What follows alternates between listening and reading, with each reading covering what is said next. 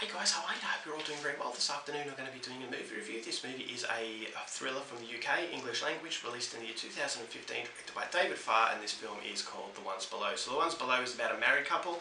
They're expecting their first child, and they're also expecting some neighbours in their downstairs in their apartment complex. So this couple want to introduce themselves to the neighbours, and it actually turns out that the neighbours are a married couple themselves, and they're expecting their first child. So there's a lot of similarities between the couples, and they quickly form a friendship with each other. So this main couple want to invite the neighbours for an official dinner to welcome them to the complex officially, and so this is what happens. But then the night takes a turn for the worse when there is an event that causes these two couples to actually separate a little bit. Basically, there's a lot of tension between the two of them. So what started off as a friendly atmosphere has turned into a little bit of a tense atmosphere. So strange things start to happen after this dinner, and this wife of the main couple, she believes that it's a result of her neighbours. Basically, her neighbours are trying to torment them and that they might be in danger. So she can't prove any of this because there's no solid evidence. Her husband doesn't believe her. He says that she's paranoid, that she needs to rest, that she's been very stressed lately, and that it's a common thing, but she knows better. So she sets out to prove that the neighbours are a danger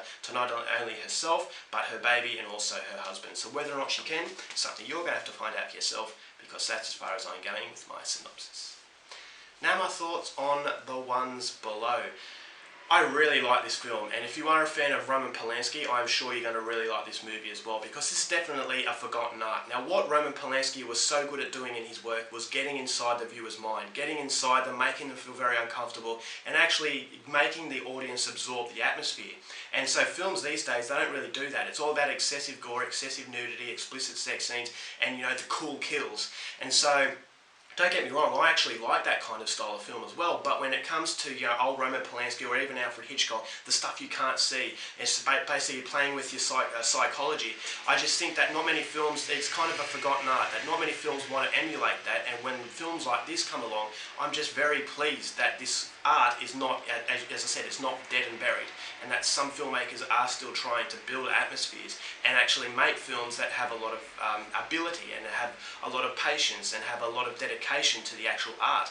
So The Ones Below is definitely a love letter to the brilliant Roman Polanski films, is because you don't know where the danger is coming from at any point. There's so much uncertainty, and it does give you that sort of disorientated psychology that this character has, this main character.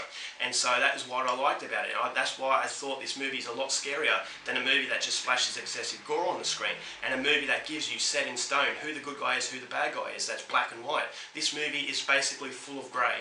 There is no black and white. You don't know who the good guy is, you don't know who the bad guy is, and because you've got no one to root for and no one to really, you don't understand the situation, it makes it scarier. And I thought the tension was absolutely sustained brilliantly because the movie was very intelligently made. Now this is only a 70+ minute film, and I think the length of this film was absolutely perfect in what it wanted to do. It's a very simplistic story, very limited characters, so it allows you, because it simplifies the story, it allows you to absorb yourself from the very first scene.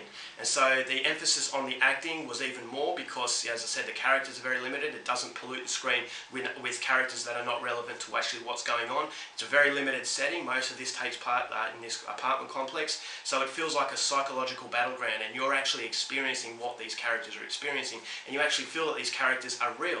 And so that is what I appreciate about it the most, is that there are a lot of aspects in this film that you don't see very often in other films. So the acting was great. I thought the chemistry between both couples was fantastic. You actually felt that they were real couples. And the couple of the neighbours, I thought they were very mysterious, and they actually had a history behind them that you thought was a little bit off, but because nothing is ever explained, because everything is hidden, you can never really point your finger onto actually what it is that you don't like about these neighbours, what it is you don't like about this married couple. It's all very vague, and I think the vagueness, it allows you to enjoy it as much as you do. The cinematography was very good. It is a lower budget film, but as I said, it plays to its limitations, and it plays to its advantages. As I said, having a limited cast, having a limited setting, in a very short runtime, allows you to basically be distracted. You don't actually feel that this is a lower budget film. So the director, David Farr, was very intelligent in what he did. I thought the cinematography was great, very dreary. There were moments where you thought that the actual cinematography matched the mood of what was going on. There were some colourful moments during the earlier periods, but then as it goes along it gets darker and darker. And so I think that the visuals play an effect on the mentality as well. So it's a deeply psychological film that I'm sure a lot of people people who are fans of old school suspense are going to really enjoy. There is no violence, so if you're expecting gore, stay away. And that's, as I said, that's what I liked about it, is that it wasn't about gore, it wasn't about visuals, it was more about the sense of what you can't see, the sense of an invisible presence that is behind you, that is slowly putting its hand around your throat.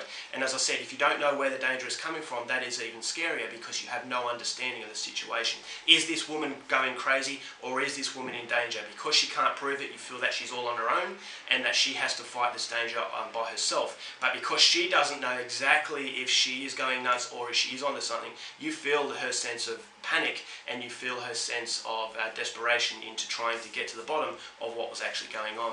Now, the ending, as I said, the ending was fantastic, although I would have actually liked, I'll go into the ending a little bit later with my negatives, but it also proves a positive as well, because it does tie up loose ends and it does give you actually an insight into what was going on. So I know a lot of people out there like your endings that are not ambiguous and doesn't leave it up to your own interpretation, so a lot of people will appreciate the ending. I thought the ending was quite shocking, but as I said, it never really gives you an insight into actually what's going to happen, so there's no predictability, and so once again I can appreciate that. So putting all those positives aside, there are some little criticisms that I have that do prevent it from being a flawless film. Now, number one, there is a little suspension of disbelief. There are some decisions that this main character makes that you think to yourself, well, if you didn't make that decision, it would have been a little bit easier for you.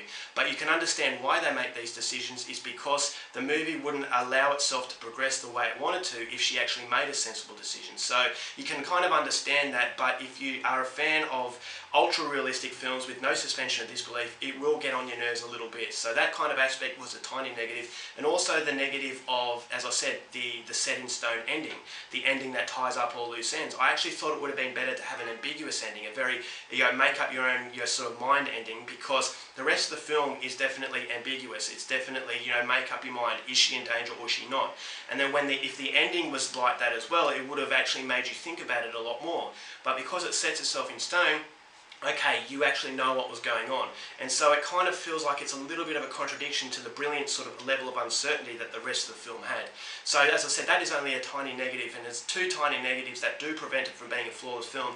But apart from that, this is fantastic, and I would highly recommend it to anyone out there who is a fan of the psychology of Roman Polanski. This will not disappoint. So overall, for the ones below, going to give it 4.5 stars. Go out there and see it. Alright guys, that's it for my review. Hope you enjoyed it. Till next time, keep watching movies, and I'll see you later.